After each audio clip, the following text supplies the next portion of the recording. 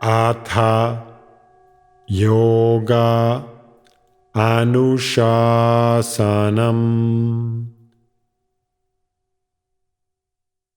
Namaste. Welcome to Unravel the Thread, a podcast for people who want to apply the Yoga Sutras to yoga practice and to life today. Available online at simple-yoga.org, where you can also find videos for practice, dozens of articles, videos for chanting, and guided meditations to enrich your practice. I am Ruben Vasquez, your companion on this journey of exploration. I am grateful for your comments and questions. It really makes my day to know that Unravel the Thread is making a difference in your practice and in your life.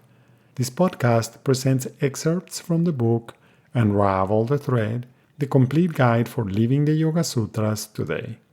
If you love the podcast and want to support my work as an independent content creator, on the simple-yoga.org website, you can easily donate to keep the podcast going.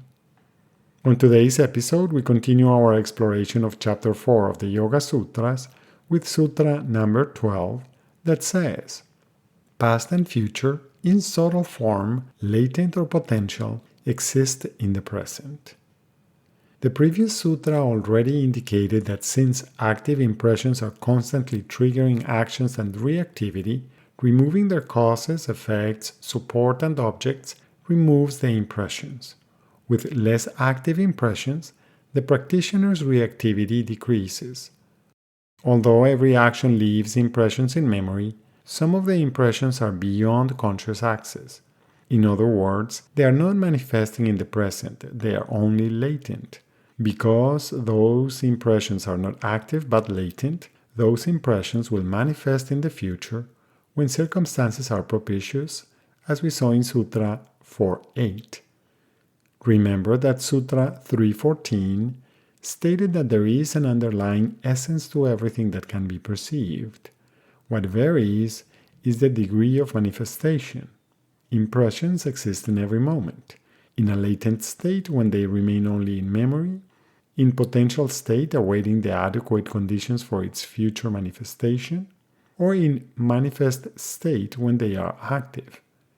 Just like an acorn carries with it the essence of the whole lineage of oak trees from where it came, it also carries the potential of one oak tree and all its possible descendants. Yet currently, the acorn is the present manifestation. Sutra 4.10 already indicated that the origin of impressions is not known, which may lead to inferring that impressions do not actually disappear. If you know your impressions, discernment can clarify how to prevent the future manifestation of the impressions that you have, as we saw in Sutras 2.15 and 2.16. For example, if you fill a bottle with water and just place the lid on top of the bottle without securing it because you are preoccupied with something else, you might forget that the bottle is not fully closed and it may spill all over when you place it in your lunch bag. If you do not know your tendencies, when everything in your lunch bag is soaked in water, you may think to yourself, "Why does this always happen to me?" When this happens enough times, it can cause you to pause and examine your actions. Then you may notice your tendency to be preoccupied with many things at once, causing you not to attend fully to some of your actions. Perhaps you can choose to avoid future spillage by bringing your presence into packing your lunch. In this case, the impression may remain in potential state, but a new impression of attending to all steps of packing your lunch may block that impression of distractedness, as suggested in Sutra 150. Can you notice recurring circumstances leading you to suffering and agitation? Is there an impression coming into manifestation in those cases? What impressions lead you to harmony with your natural state? What impressions foster misidentification with temporary phenomena? To To what extent are you aware of the impressions left by your past experiences? Are some of your actions the effect of a distant impression in the past?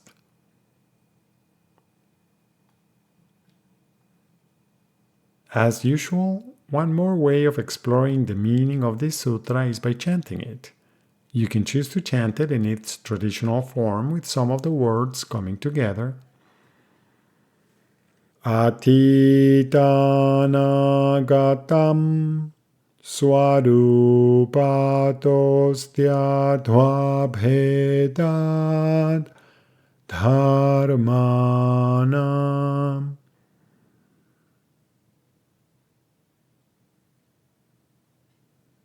Another option is to chant each word in the sutra individually.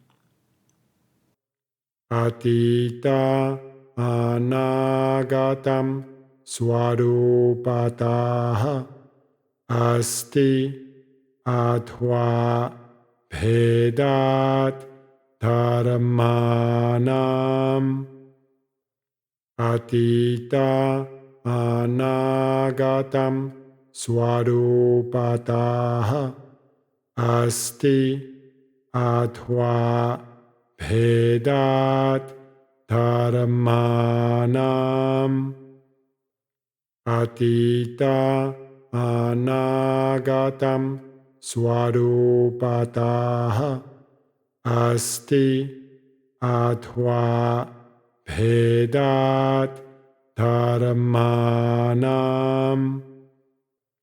Atita anagatam swarupataha asti athva bhedat dharmanam.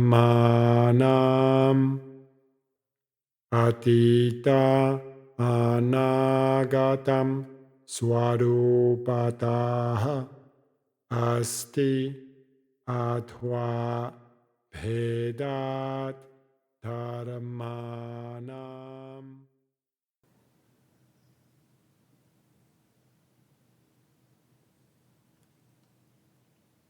Thank you very much for listening.